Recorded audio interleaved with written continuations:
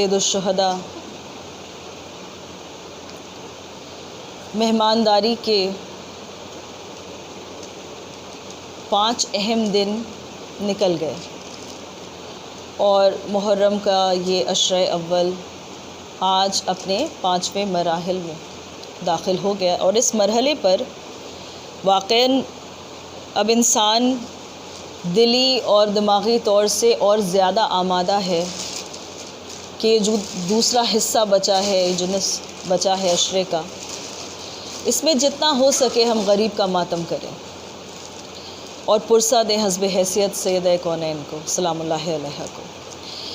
آپ کے سامنے مسلسل 5واں دن ہے کہ اس حقیر کو یہ سعادت نصیب ہے کہ آپ سے کچھ گفتگو کروں، کچھ عرض آپ کے سامنے کروں، اور قرآن مجید کی جس آیہ مبارکہ کے جس حصے سے ہم نے استفادہ حاصل کیا اور جس کو ہم نے اپنا سرنامہ سخن قرار دیا ہے، اس میں پروردگار کہہ رہا ہے ان الدین عند اللہ الاسلام، کے نزدیک اللہ کے دین صرف اسلام ہے۔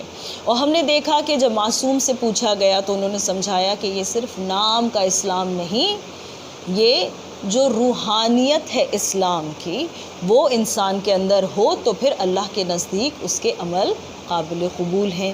اگر واقعاً اس نے اطاعت رب ویسے کی ہے کہ جیسے کرنے کا حق ہے تو پھر اس کا مذہب اسلام ہے۔ تو عزیزان گرامی، ہم نے یہ دیکھا کہ اللہ نے انسان کی زندگی کو بہتر بنانے کے لیے اسلام کو بھیجا، اور 1,24,000 پیغمبر اور اس کے بعد 12 ائمہ معصومین کو اس دنیا میں بھیج کر انسانیت کی ترقی کا سامان کیا۔ ہر نبی جو آیا اپنے ساتھ کو ایک ایسا پیغام لے کر آیا کہ جس نے انسان کے کلچر اور سویلائزیشن کو، اس کی تہذیب کو اور اس کی زندگی گزارنے کے سلیقے کو جہاں تھا وہاں سے ابھار کر بہتر بنایا، اور ہر نبی نے تبلیغ میں بہت زیادہ تکالیف کا سامنا کیا۔ باوجود اس مسلسل سلسلے کے لوگ کفر اختیار کرتے رہے، تفریط کرتے رہے، افراط کرتے رہے، آگے بڑھتے رہے، پیچھے ہٹتے رہے۔ ہمیشہ جو صحیح راستہ تھا، صراط المستقیم جو تھا، اس سے ہمیشہ یا آگے بڑھ گئے یا پیچھے ہٹ گئے۔ ہم نے دیکھا کہ کس طرح لوگوں نے اللہ کے وجود کا انکار کیا، اور پھر کس طرح لوگوں نے ہر چیز کی عبادت کی۔ ہم نے دیکھا کہ کس طرح لوگوں نے کہا کہ سب کچھ اللہ کرواتا ہے، بھئی آج بھی لوگ کہتے ہیں، اور پھر ہم نے دیکھا کہ کس طرح لوگ کہتے ہیں کہ سارا اختیار ہمارے پاس ہے۔ جب نبوت کا مرحلہ آتا ہے تو ہم دیکھتے ہیں کہ کس طرح جناب عیسیٰ کا ایگزامپل ہمیشہ اپنے ذہنوں میں رکھیں کہ ان کی مثال لے کر ہم سمجھیں کہ کس طرح لوگوں نے ابن اللہ انہیں قرار دیا، اور پھر وہی لوگ تھے جو کچھ دن پہلے انہیں مجرم سمجھ رہے تھے، وہ اس وقت بھی کفر پہ تھے، وہ بعد میں بھی کفر پہ ہے۔ تو عزیزان گرامی، سمجھ میں آیا کہ ہر چیز کا جواب اسلام کی یہ کامل شکل ہے، یہ شریعت ہے جو آپ کے پاس محمد مصطفیٰ صلی اللہ علیہ وآلہ وسلم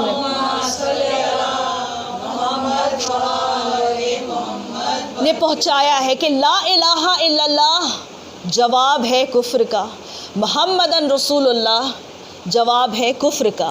اور کل میں نے آپ کے سامنے عرض کیا تھا کہ اس لیے کہ لوگ آگے نہ بڑھیں اور پیچھے نہ ہٹیں، اور چونکہ حجت خدا ہمیشہ اللہ کی حجت لوگوں پر ہوتا ہے اور وہ اس کی طرف سے حجت کو تمام کرتا ہے، ہی utters the final word in any argument.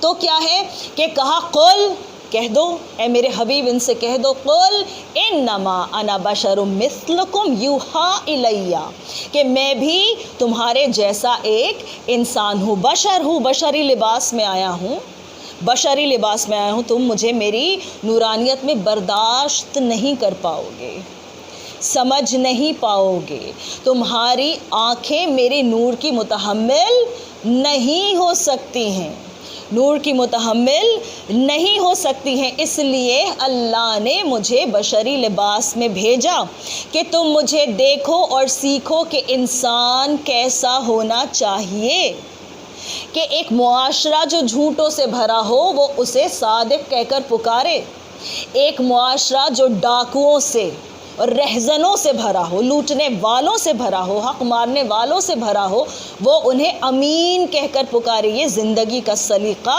رسالت مآب نے سکھایا۔ لیکن جب ریویلیشن کا وقت آیا، جب اعلان رسالت ہوا، تو سورہ کہف میں آیت موجود ہے کہ کہا قل، ہر سینسٹیو بات کو اللہ نے اپنے نبی سے کہلوایا ہے۔ کہو ان سے، کہو قل انما انا بشر مثلکم یوحا الیہ، کہ میں تمہاری طرح ایک بشر ہوں، فرق صرف یہ ہے کہ مجھ پہ وحی آتی ہے، فرق صرف یہ ہے کہ مجھ پہ وحی کا نزول ہوتا ہے۔ اس سے بڑا کوئی فرق ہے تو بتائیں، اس سے بڑا کوئی فرق ہے تو بتائیں۔ کل ہم نے دیکھا، اس بات کو آپ کے سامنے عرض کیا کہ اگر ان پہ وحی آتی ہے، کہ جو آتی ہے، تو عزیزان گرامی پھر ان کا ظرف بھی ویسا ہے، ان کا سینہ قرآن جیسی کتاب کا متحمل ہے، وہ اتنے ہی پاک ہیں۔ ہم نے آپ کے سامنے پیش کیا نا کہ کیسے لوگ ایک دوسرے سے خاندان میں بات نہیں کرتے، وہ ذات ہے محمد کی کہ جس سے اللہ کلام کرتا ہے، جس کو اللہ محبت کرتا ہے، جس کو محبت سے پکار کر کہتا ہے۔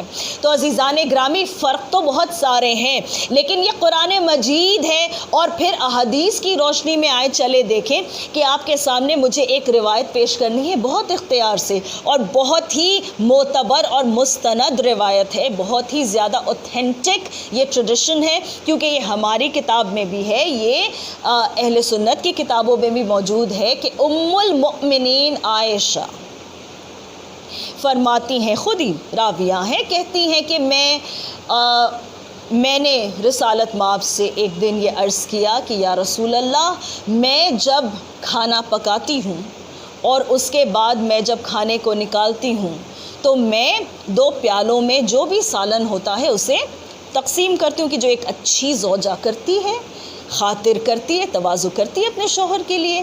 اور پھر کیا قسمت کہ ام المؤمنین ہیں، خود رسول کے نکاح میں ہیں، اور انہیں یہ سعادت نصیب ہے کہ وہ کھانا پکا کے ان کے سامنے پیش کریں اور وہ ان کے پکائے کھانے کو تناول فرمائیں بھروسے کے ساتھ۔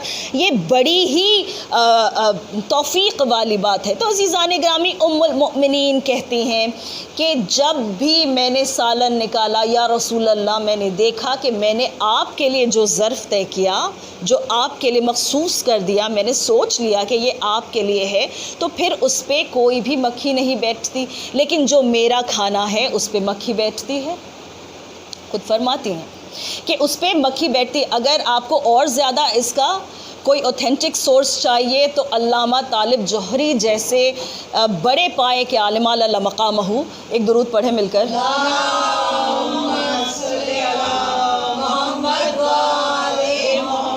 ایک اس سے بہتر درود پڑھیں، اللہم صلی علی محمد و آل محمد وعجل فرجہم۔ تو کنیزان سیدہ، عرض میں آپ کے سامنے یہ کر رہی تھی کہ ام المؤمنین عائشہ فرماتی ہیں، دیکھیں ان کا احترام ہر مسلمان پہ واجب ہے، کیونکہ قرآن انہیں ام المؤمنین کہتا ہے، اور جتنی بھی امہات المؤمنین ہیں، یہ بات کی بات ہے کہ ان کی وہ آپ کے لیے معتبر ہو یا نہ ہو، لیکن احترام آپ پہ واجب ہے، معتبر ہو یا نہ ہو، محترم ضرور ہے، یہ ہر مسلمان پہ واجب ہے، یہ عقیدہ ہے۔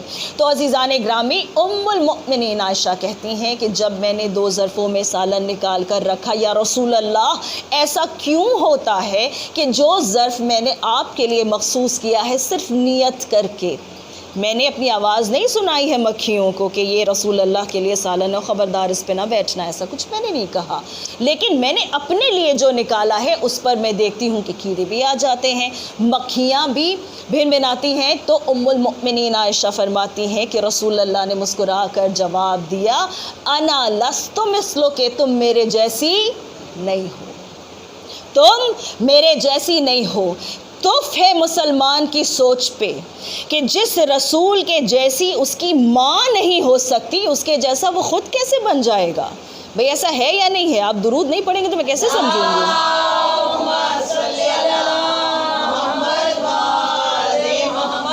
باجل فرجم، تو جس کا مقابلہ مسلمانوں کی ماں نہ کر سکے، امت کی ماں نہ کر سکے، یہ کون ہے؟ امہات المؤمنین ہے، صرف مسلمانوں کی نہیں، مؤمنین کی ماں ہیں، لیکن مقابلہ نہیں کر سکتی۔ کتنا اچھا جواب ہے! یہ بھی تو کہہ سکتے تھے رسول اللہ کہ مکھیوں کو یہ شعور ہے کہ یہ کائنات کے بادشاہ کے لیے ہے، لہٰذا ہمیں وہاں نہیں جانا۔ مکھیاں جانتی ہیں کہ وہ نجاست پر بیٹھتی ہیں، لہٰذا وہ میرے پاس نہیں آ سکتی۔ اللہ نے قرآن میں کہہ دیا رجس کو دور رکھے گا، تو رجس کو میرے کھانے سے بھی دور رکھتا ہے، لیکن تمہارے کھانے سے دور نہیں رکھتا۔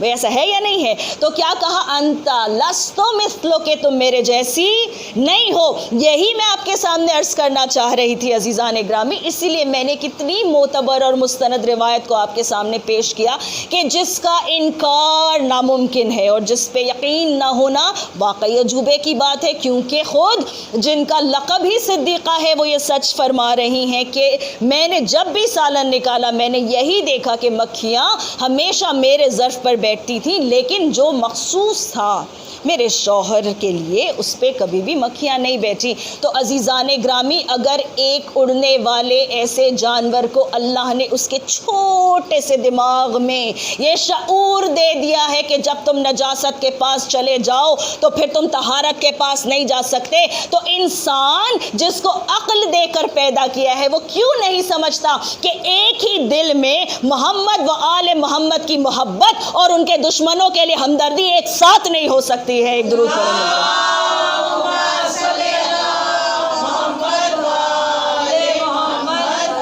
پھر وہی بات کہیں گے لوگ کہ خود کہا انہوں نے بشر مثلکم، بشر مثلکم، اسی پہ تو سوئی اٹک گئی ہے۔ اچھی بات ہے، تو کوئی تو ہوگا ان کے جیسا۔ بھائی یہ تو نہیں کہا کہ تم میرے جیسے ہو، کہا میں تمہارے جیسا ہوں، یہ نہیں کہا کہ تم میرے جیسے ہو۔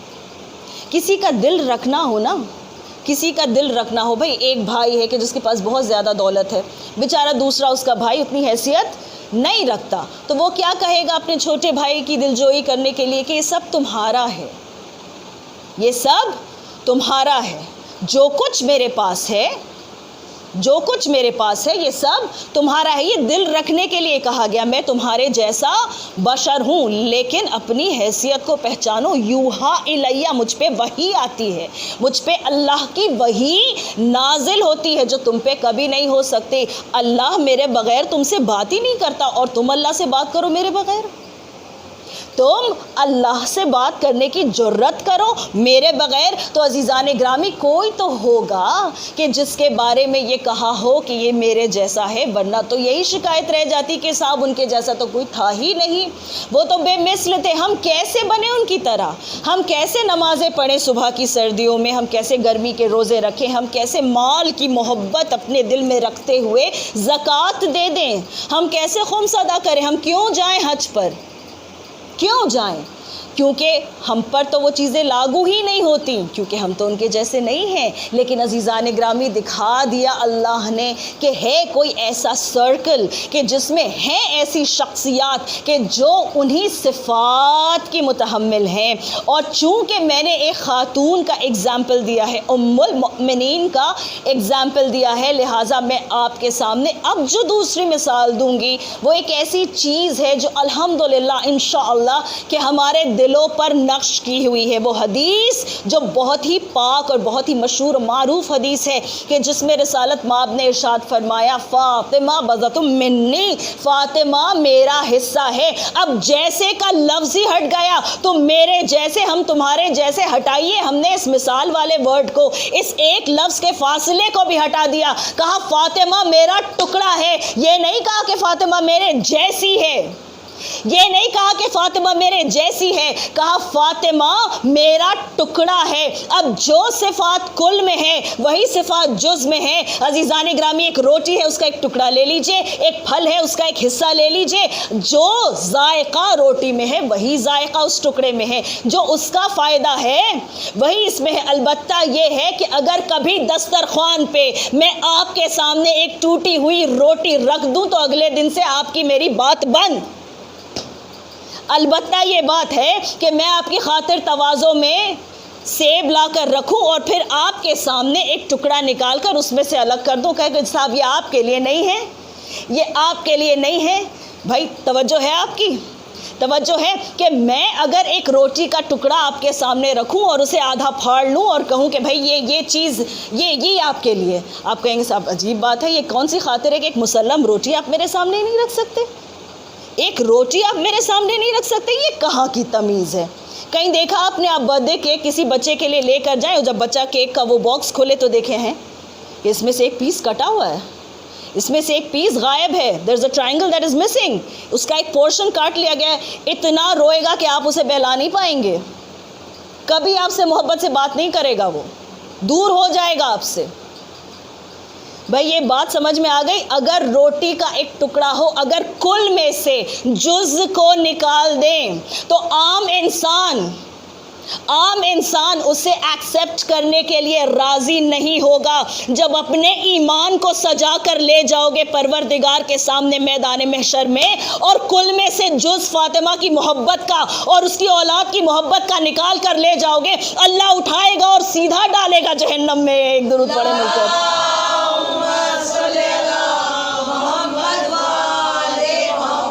وَأَجِّلْ فَرَجَهُمْ فاطمہ بَضَتُمْ مِنِّی، فاطمہ میرا ٹکڑا ہے، فاطمہ شریک رسالت ہے، جیسے میں پاک ہوں میری یہ بیٹی پاک ہے، جیسے میں ہدایت کے لیے آیا ہوں میری بیٹی ہدایت کے لیے آئی ہے، اور یہ اتنی عظیم ہے کہ اور کسی عورت کو اللہ نے اس کام پر نہیں رکھا، ایک ہے، ایک تنہا ہے جو کافی ہے۔ جب کوئی آپ سے کہے کہ عورت کا ریپرزنٹیشن معصومین میں بھی کم ہے، کہیے یہ اس کی اہمیت ہے، یہ اس کا احترام ہے، ایک ہے، تنہا ہے، کافی ہے۔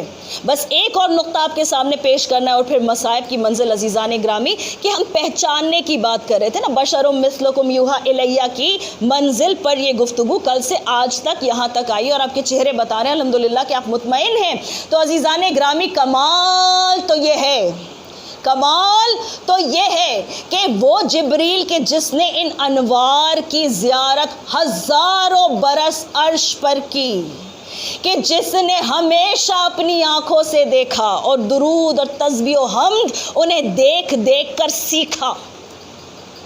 سیکھا، تو عزیزان گرامی جبرائیل ایسے ہیں کہ جو ہر کسی کو پہچانتے، ہماری بات نہیں ہے، وہ تو کفار تھے کہ جو نہیں پہچان سکے کہ بستر پہ محمد سوئے ہیں یا علی سوئے ہیں، بھائی انہیں کیا تمیز کرنے کی عادت ان میں نہیں ہے، لیکن جبریل تو معصوم ہیں اور فرشتے ہیں، اور عرش پر انہیں ان کی نورانی حیثیتوں میں دیکھا ہے، ان کی نورانی شکلوں میں دیکھا ہے۔ پھر کیا وجہ ہے، آخر کیا وجہ ہے کہ جب سب زیر کے ساتھ جمع ہو گئے تو ایک مرتبہ جبریل نے گھبرا کر پوچھا کہ تحت الکساء کون ہے، کساء کے نیچے کون ہے، اور اللہ نے جواب دیا وَأَهْلِ بَيْتِ النُّبُوَّةِ وَمَعْدَنُ الرِّسَالَةِ وَهُمْ فَاطِمَةُ وَأَبُوهَا وَبَعْلُهَا وَبَنُوهَا۔ ایک درود پڑھیں مل کر۔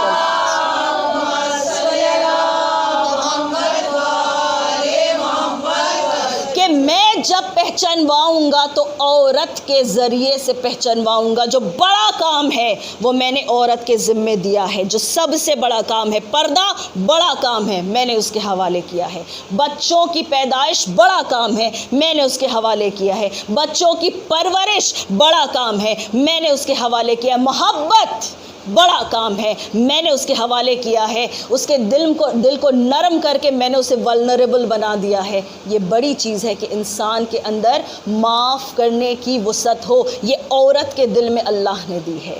ہر بڑے کام کے لیے عورت کو اللہ نے رکھا۔ عزیزان گرامی یہ وہ کام ہے کہ جو شریک رسالت بنا دے فاطمہ کو۔ تو عزیزان گرامی دیکھیے کہ ایک اور بی بی ہے نا کہ جو شریکت الحسین کہلاتی ہے، کہ جو حسین کے اس پیغام میں، ان کے اس قیام میں، ان کے اس مشن میں اسی طرح ہر آن، ہر لمحہ، ہر لہجہ ان کے ساتھ تھی کہ جیسے کوئی بھی اور نہیں تھا۔ عزیزان گرامی شروع سے لے کر آخر تک 28 رجب سے لے کر 1 سال کے بعد 8 ربیع الاول کا ظہر کا وہ وقت کہ جب وہ مدینے واپس پہنچے قید کاٹ کے، اس پورے قیام میں زینب کبریٰ سلام اللہ علیہا ہیں کہ جنہوں نے میرے مولا کے مقصد کو پائے تکمیل تک پہنچایا۔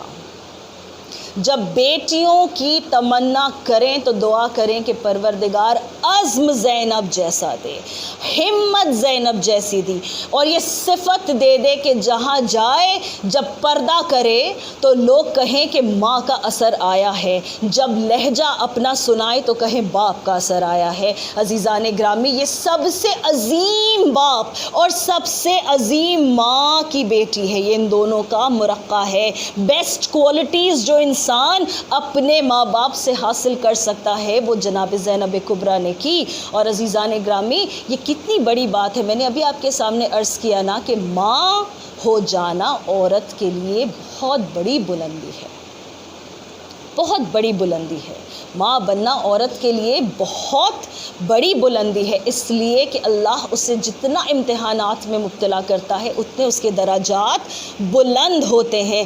اور کوئی ایسی ماں ہو کہ جو اپنے دونوں بچوں کو قربان کر کے خوش ہو، کہ جس کو ماں بولنے والا روز عاشور کے بعد کوئی نہ ہو، اور محبت زہرا کے لال سے اتنی زیادہ ہو کہ اپنے بیٹوں کا ماتم نہ منائے، جب کوئی یہ تقاضا کرے کہ ان پر روتی کیوں نہیں ہو تو کہے کہ یہ صدقہ ہے اور صدقے کا افسوس نہیں کیا جاتا۔ ہاں عزیزان گرامی، آپ کے یہ آنسو جو ہے نا، یہ عقیدت چھلک اٹھی ہے آپ کی آنکھوں سے، آپ جو رونا شروع کرتے ہیں تو مجھے یقین ہوتا ہے انشاءاللہ کہ مجلس عزا کامیاب ہو گئی ہے۔ بس میں شہادت پڑھنا چاہتی ہوں تاکہ ہمیں اطاعت امام کا یہ سبق جناب زینب کبریٰ سلام اللہ علیہا سے ملے۔ عزیزان گرامی، یہ وہ بی بی ہے کہ جو شب عاشور اپنے بیٹوں کو کہہ رہی ہے کہ دیکھو ایسا نہ ہو کہ کل کی صبح میرے بھائی کے بچے تم سے پہلے میدان کارزار میں چلے جائیں۔ عزیزان گرامی، یہ بچے ابھی بالغ بھی نہیں ہیں، یہ بہت چھوٹے بچے ہیں جناب محمد، بہت چھوٹے ہیں، لیکن ان کا ایمان بلوغ پر ہے، ان کا ایمان بالغ ہے، سر جھکا کر ماں کی اطاعت کرتے ہیں، احترام سے کہتے ہیں اماں آپ جیسا بہتر سمجھیں۔ کہا سنو میری 3 وصیتیں ہیں۔ پہلی بات تو یہ کہ جب تم میدان کارزار میں جانا اپنا نام کسی کو نہیں بتانا، اپنا نام کسی کو نہیں بتانا۔ میر انیس سے کتنا خوبصورت مصرع کہتے ہیں کہ تم کیوں کہو کہ لال خدا کے ولی کے ہو، تم کیوں کہو کہ لال خدا کے ولی کے ہو، فوجے پکار اٹھے نواسے علی کے ہو۔ اس طرح سے لڑنا کہ جب تمہیں کوئی دیکھے تو نانا کی جنگ یاد آ جائے، دادا کا نام جعفر طیار کا نام یاد آ جائے۔ کہا اچھا ماں ہم اپنا نام کسی کو نہیں بتائیں گے۔ کہا دیکھو چاہے مر جاؤ وہاں میدان کارزار میں اپنی پیٹھ نہ دکھلانا، جتنے بھی زخم لگے دشمن کو اپنی پیٹھ دکھلا کے واپس نہ آنا۔ عزیزان گرامی، کیا عزم ہے اس بی بی کا، کیا عزم ہے۔ اور اس کے بعد عجیب ایک جملہ بی بی کہتی ہے کہ دیکھو اگر لڑتے لڑتے فرات کے کنارے چلے جانا تو خیال رہے کہ غلطی سے بھی پانی کی طرف تمہاری رغبت نہ ہو، اس لیے کہ سکینہ پیاسی ہے اور علی اصغر اپنے جھولے میں بے ہوش پڑا ہے۔ یاد رکھنا میرے بچوں، اگر تم نے فرات کا رخ کیا تو میں دودھ نہیں بخشوں گی، میں دودھ نہیں بخشوں گی۔ صبح ہو گئی، جب اونو محمد خیمے میں جاتے ہیں ماں ناراض ہے، باہر آتے ہیں ماموں کسی صورت اجازت نہیں دیتے۔ ہاں عزیزان گرامی، کہتے ہیں نا کہ نانیال میں بہت زیادہ شفقت والا رشتہ ماموں سے انسان کا ہوتا ہے، ہمیشہ انسان فرمائشیں کرتا ہے اپنے ماموں سے اور ماموں محبت میں بہن کی اس کو پورا کرتا ہے۔ لیکن عزیزان گرامی، یہ بچے جو بار بار آ کر موت مانگ رہے ہیں، بار بار حسین سے کہتے ہیں ماموں اماں نے ہمیں بھیجا ہے، کہتے نہیں میں تمہیں نہیں جانے دوں گا، ارے تم میری بہن کی نشانی ہو، میں کیسے تمہیں اجازت دے دوں۔ الغرض کہ ایک وقت ایسا آیا کہ جناب زینب نے پیغام دے کر حسین کو اپنے خیمے کے نزدیک بلا کر کہا کہ بھیا میں صرف آپ سے ایک تقاضا کروں گی، آج مجھے وعدہ کیجئے کہ آپ اسے پورا کریں گے۔ کہا زینب دیکھو حسین اس وقت بہت غربت میں ہے، اصرار نہ کرنا میری بہن. کہا بھیا کیا میں نے کبھی تم سے کچھ مانگا؟ کہا نہیں بھیا. کہا میں نے کبھی تم سے کچھ مانگا؟ کہا نہیں. زینب تم نے کبھی مجھ سے کچھ نہیں مانگا ہے، کبھی بھی کچھ نہیں مانگا. کہا آج مانگوں گی تو دو گے؟ کہا اچھا کہو کیا چاہتی ہو؟ کہا میرے بچوں کو میدان کارزار میں جانے کی اجازت دے دو. تمہاری نصرت میں یہ میدان کارزار میں جا کر لڑے، یہ اجازت دے دو. ارے جب بہن کا اصرار درپیش آیا میرا مولا ایک مرتبہ مجبور ہو گیا، سر کو جھکایا. جب اپنے ہاتھ سے تیار کر دیا نا عباس و حسین نے ان بچوں کو ایک مرتبہ سینے سے لگا کر، میرے مولا نے بہت گریہ کیا. اس کے بعد بچوں کو گود میں اٹھا کر عباس نے گھوڑے پر بٹھایا ہے. اتنے چھوٹے بچے ہیں کہ ان کے ناپ کی کوئی ذرا موجود نہیں ہے، کوئی ذرا موجود نہیں ہے. عزیزان گرامی چلے ہیں یہ شیر، اور جب لڑنا شروع کیا ہے تو اللہ اکبر کی صدائیں ہر طرف سے آتی ہیں. کبھی میمنہ پر حملہ آور ہوتے ہیں، کبھی میسرہ پر پوری فوج کا دستہ تتر بتر ہے. اور یہ حیدر کرار کے نواسے ہیں، یہ جعفر طیار کے پوتے ہیں. ارے یہ عباس کے شاگرد ہیں. عباس کھڑے ہو کر کہتے مرحبا مرحبا مرحبا، کہ ایک مرتبہ گھیر کر ارے دشمنوں نے دغا سے وار کرنا شروع کیا. وہ ننھے ننھے بھوکے پیاسے بچے جن کے جسموں پر ذرا تک نہیں، کہیں سے نیزے، کہیں سے تلوار و تیر، کہیں سے پتھر لگتے جاتے ہیں. بھائی نے بھائی کو پکارا. ایک مرتبہ جب گھوڑے پہ سنبھلا نہ گیا، ارے ماموں کو آواز دی، حسین بھی چلے عباس بھی چلے، لیکن افسوس کہ دیر ہو گئی. ارے ایک مرتبہ بھانجوں کے لاشوں کو اٹھا کر حسین جب نزدیک خیمہ آئے، ایک فاتحانہ انداز سے زینب در خیمے تک آئیں. ارے اپنے بچوں کی لاشوں کو دیکھا، کہا اللہ تیرا شکر ہے. کہا بھیا میرے بچوں کی لاشوں کو یہاں زمین پر رکھ دو. آپ یہی سوچ رہی ہوں گی نا، ہر کسی نے یہی سوچا ہوگا کہ زینب اب بیٹھ کر ان بچوں پر گریہ کریں گے، کہ جنہوں نے کوئی وعدہ نہیں توڑا جو ماں سے کیا تھا، نہ دشمن کو اپنا نام بتایا، نہ پیٹھ دکھلائی، نہ پانی پیا، پیاسے سدھارے اس دنیا سے. ایک مرتبہ علی کی بڑی بیٹی زمین پر بیٹھتی ہے اور دونوں بیٹوں کی لاشوں کے درمیان اپنی پیشانی کو زمین پر رکھ کر کے